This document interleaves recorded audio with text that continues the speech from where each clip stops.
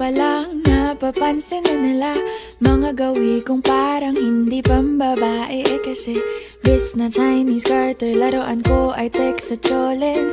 Tapos ko jamming ko lagi noon mga sigang lalaki sa amin.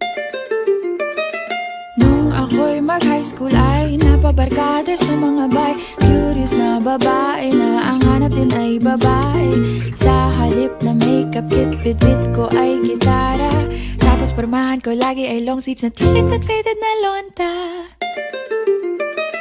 Pero nung makilala kita, nagbagong bigla ang aking timpla. Natutuwa ko na magpariban at mag-ahit ng kilay at least once a month. Hindi ko alam kung anong meron ka na sa akin ay nagpalambot ng bigla. Sinong mag-aakalang lalaki pala ang bibihag sa tulad kong tigreng gala.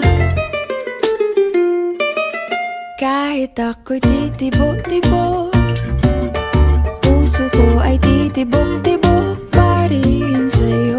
Isang halik mo lamang at ako ay tinatablan.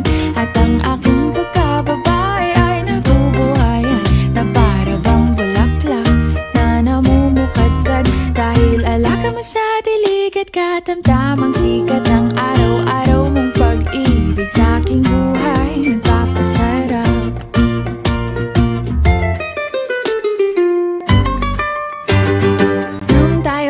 College ay saka ko lamang binigay ang matamis na oong 10 buwan mong trinabaho.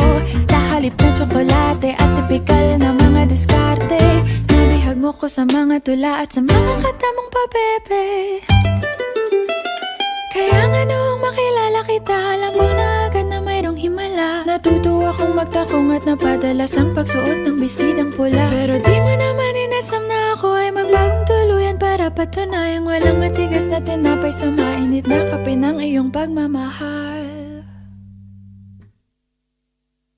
Kahit ako'y titibo-tibo, puso ko ay titibok-tibok pa rin sa'yo. Isang halik